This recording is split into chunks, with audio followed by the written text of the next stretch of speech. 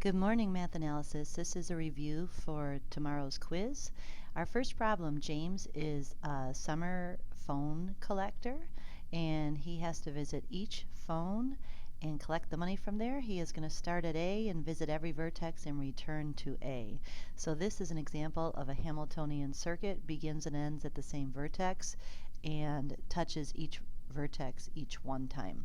So the first route that James could take is he could stay on the outside until he gets to D and then dip in there and get E and continue his way around the outside.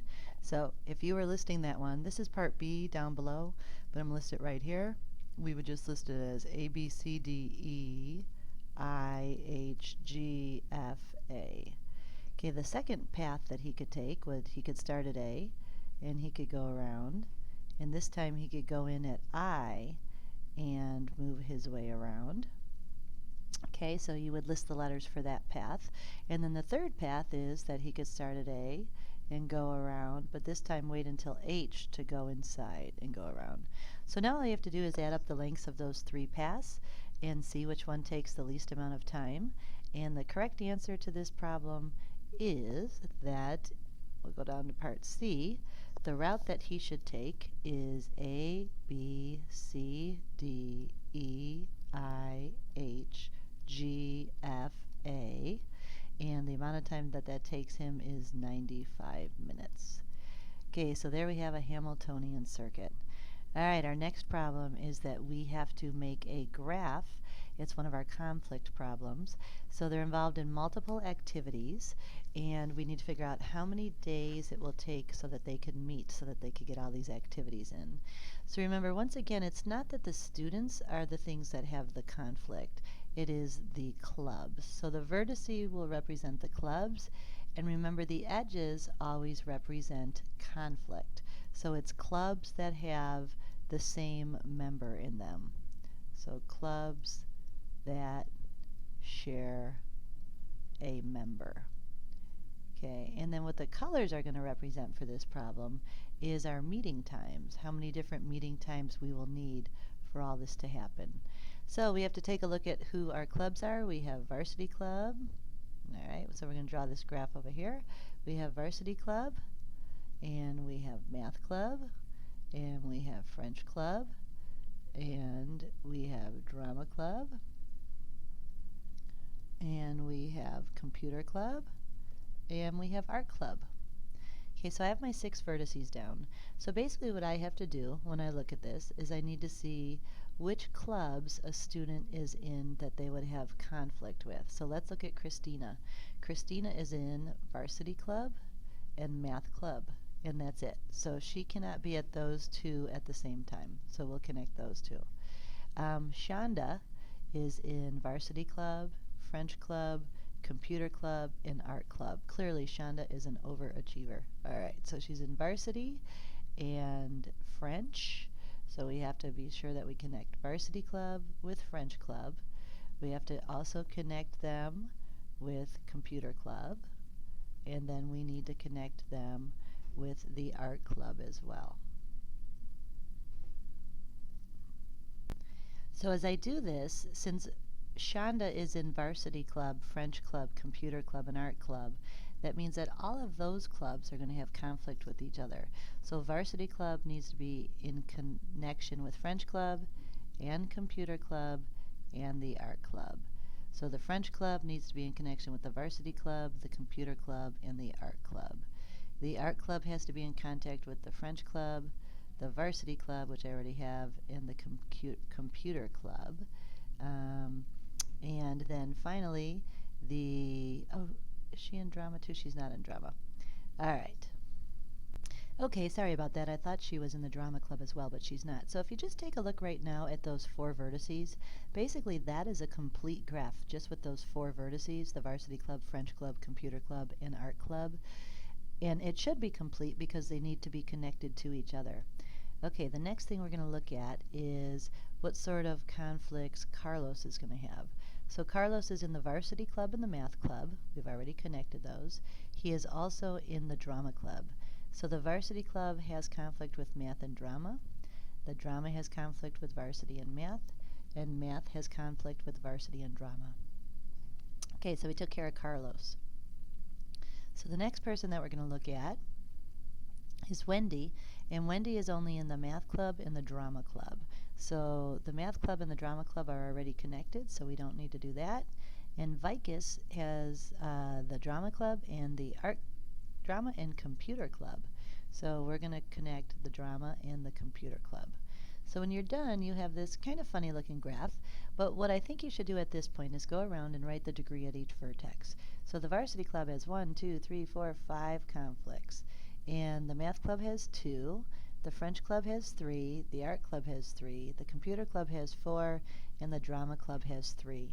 So what we want to do right now, let's fill out the next part of this and then we'll come back. 2 vertices represent 2 clubs. So 2 vertices are connected by an edge if a member belongs to both. And the colors represent the meeting times.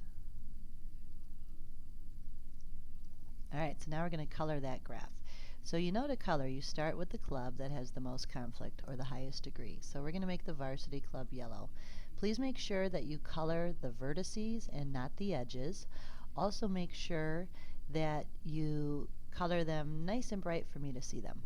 Okay, so who's connected to the varsity club? Well, he's connected to the math club, he's connected to the French club. In fact, there's only 5 other clubs and he's degree 5, so he's connected to everybody. So the varsity club has to be his own color. Everybody appears to have a conflict and can't meet on the same day as the varsity club. Okay, then we're going to take a look at the next highest degree, which would be the computer club. So I'm going to make that blue, and I'm going to find other vertices that could also be blue. And then you notice that the drama, the art, and the French all have a conflict, so we can only make the math club blue. And finally, I have to pick another color here. And when I go to pick my third color, I notice that I'm going to get stuck because I'm going to need a 4th color because this guy right here is connected to FC, so I can't connect them. So here's my 3rd color right here, and then my 4th color is right here. So basically what that means to us is that we would have to have 4 days in order to make all of these clubs be able to meet.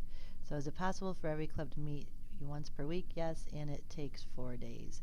On which day should the club meet? Alright, so basically when you do this, you're just going to write down what you wrote for your colors. So I could say Monday we could just have the varsity club meeting. Tuesday we could have the math club and the French club meeting. Wednesday we could have the computer club meeting. And Thursday we could have the art and the drama club meeting. So that's just one way. Remember, the way you schedule them is not unique, but the chromatic number of 4 is. So for the next problem, we're going to do the map coloring on an actual map. So here we go, a little bit of central United States here. I'm going to start by putting a vertex in each one of these states. And then remember, if the states share a border, then they need to be connected. So Nebraska and Iowa share a border, and Kansas. So go ahead and make all these connections that need to be made. Maybe turn off, put this on pause so you can wait and see how you did.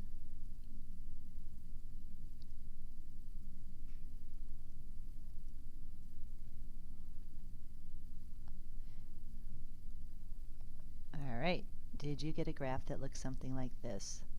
So now it's our time to color that. So remember, we always start with the graph that has the highest degree, the vertex, and that would be Missouri. So I can make Missouri green. And I notice that there are a couple other vertices that are not connected to Missouri, both Louisiana, and we're going to get this guy over here, green as well. Alright, so now I'm going to pick up my next highlighter, and I'm going to look for the vertex that has the next most amount of conflict, or the next highest degree. And I see that Indiana has a degree, oh sorry, that's Tennessee.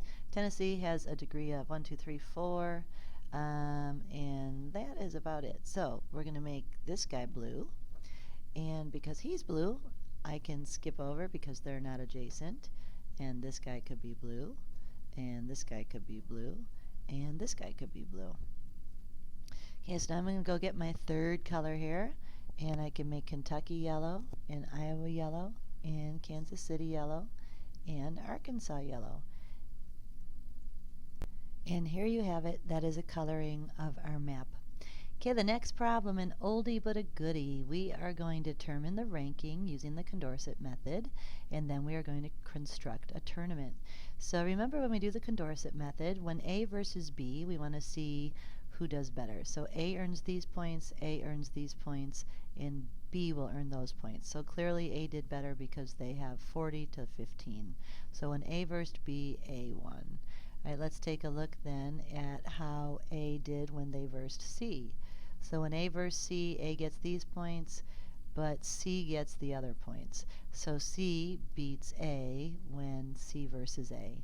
And finally, for the last situation here, we're going to look at what happens when B versus C. So C is on top, C is on top, B is on top. So C has more points, so C is the winner. Now remember, when we draw a tournament, it's always going to be a complete graph because everybody plays everybody else in the tournament. That's called a round robin tournament. And we also remember that we always point at the loser. So when A played B, A won, so we're going to point at B. When A played C, C won, we're going to point at A. And when B played C, C won, so we're going to point at B. So when I take a look at this, it's actually pretty easy to see who did the best. Nobody is pointing at C, so C came in first. A has one arrow and B has two. So as we look at this, we are going around in C, A, B fashion. And there it is, my Hamiltonian path. All right, moving on to our next problem. What good news do we have? State the 3 conditions to test for a Hamiltonian circuit. So your graph must be connected. The number of vertices, which we will call n, has to be more than 2, so 3 or more vertices. And the degree at each vertex has to be greater than or equal to the number of vertices divided by 2. So we're going to take a look at these graphs, and we're going to determine if the conditions are met and then decide if they have a Hamiltonian circuit. So this first graph right here, let's count our vertices. Clearly it's a connected graph, so yes, it's met. And then when we look at the next condition, are there more than 2 vertices? Yes, of course. In fact, we need to count those vertices. So I have 1, 2, 3, 4, 5, 6, 7, 8, 9, 10, 11, 12, 13, 14, 15, 16, 17, 18, 19, 20. So half of 20 is 10. So we're guaranteed to find a Hamiltonian circuit if each vertex has a degree of 10 or more. So right off the bat, we know that we're not going to find, we're not going to be guaranteed that there is one there, because clearly these vertices do not have a degree of 10. But we're going to still search for one, and if you search really hard, you may find it. And here you go. I can traverse around this graph in this fashion, wind my way through, and come down, and back up, and I'm back to where I started. So there's my Hamiltonian circuit. Okay, last problem here. The guy next door, yes, it's a connected graph. Yes, there are more than 2 vertices. And in fact, there's 1, 2, 3, 4, 5, 6, 7, 8. Cut in half is 4. If any vertex has a degree less than 4, we are not guaranteed to find a Hamiltonian circuit. So that right there has a degree less than 4. But I think I might still be able to find one, so let's see. What if I start in Cowboy Town and go to Flatbrook, Highway Junction, over to Gold Rush, up to Cascade Falls, to Bad Gulch, down to Pothole, over to Pit Stop, and back up to Cowboy Town.